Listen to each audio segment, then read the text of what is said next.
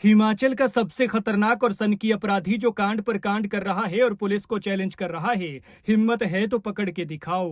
पहले अपने चाचा की नाबालिग पोती भगाई, फिर उससे शादी की। पकड़ा गया तो जेल से भाग गया, फिर घर में घुसकर अपने चाचा यानी लड़की के दादा को गोली मारी। पुलिस उसे तलाश रही थी लेकिन वो नहीं मिला। फिर कुछ दिन बाद उसने घर के पास गौशाला में एक लेटर छोड़ा। लिखा, अब तुम्हारा अंजाम तय है, एक एक को मारूंगा।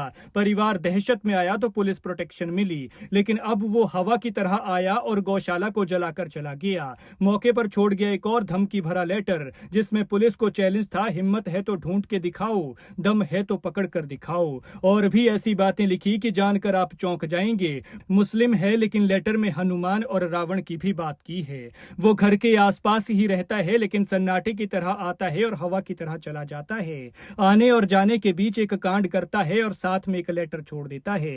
कहता है, ये मत सोचना कि पुलिस और सीसीटीवी के डर से मैं नहीं आ रहा हूं, बल्कि तैयारी कर रहा हूं मुलाकात के लिए। मैं अपनी पत्नी और बच्चे के लिए आखिरी दम तक लड़ूंगा। ये सनसनीखेज घटना है चंबा की बरौर पंचायत के गदरी गांव की, जहां इब्राहिम नाम के इस शख्स ने अपने ही चाचा के परिवार का जीना मुहाल कर दिया है। पुलिस की नाक में दम कर रखा है और कानून को एक मजाक बना लिया है। आरोपी इब्राहिम ने अपने ही चाचा की पोती यानी अपनी भतीजी को बहला फुसलाकर भगाकर उससे शादी कर ली थी। बाद में पुलिस ने उसे अरेस्ट कर लिया था क्योंकि लड़की नाबालिग थी, लेकिन वो 27 मई को संतरी को चकमा देकर जेल से फरार हो गया और तब से लेकर अब तक पुलिस उसे नहीं पकड़ पाई है। सब ये सोचकर परेशान है कि आखिर वो कहां छिपा बैठा है।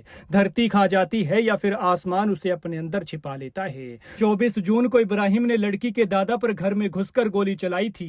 किस्मत से वो बच गए, लेकिन सनकी 10 सितंबर को धमकी भरा लेटर छोड़कर बुरे अंजाम की धमकी दे गया था। इसके बाद प्रशासन ने परिवार की सुरक्षा बढ़ाई, घर पर पुलिस के जवान तैनात किए और बच्चों को स्कूल छोड़ने तक की जिम्मेदारी पुलिस ने संभाली। लेकिन इसी बीच 29 अक्टूबर की रात को इब्राहिम ने पीड़ित परिवार की गौशाला और खेतों में रखी घास को आग के हवाले कर दिया, जो परिवार ने उसी दिन खरीदा था। वो साथ में एक धमकी भरा लेटर छोड़ गया जिसमें पुलिस को भी चुनौती थी। लेटर में उसने लिखा था कि हिम्मत है तो ढूंढ के दिखाओ। जिस तरह हनुमान जी ने रावण की लंका जला दी थी, उसी प्रकार वो भी अपनी पत्नी के लिए कुछ भी करने को तैयार है। देखा जाए तो ये आम अपराधी नहीं बल्कि एक तरह का सनकी है जिसके सिर पर सनकपन का भूत सवार है। पहले लड़की भगाना, फिर जेल से भागना, फिर गोलीकांड और फिर लगातार धमकी, आगजनी और लेटर। ये सब दर्शाता है कि इब्राहिम न केवल फरार है बल्कि वो पुलिस को भी चिढ़ा रहा है।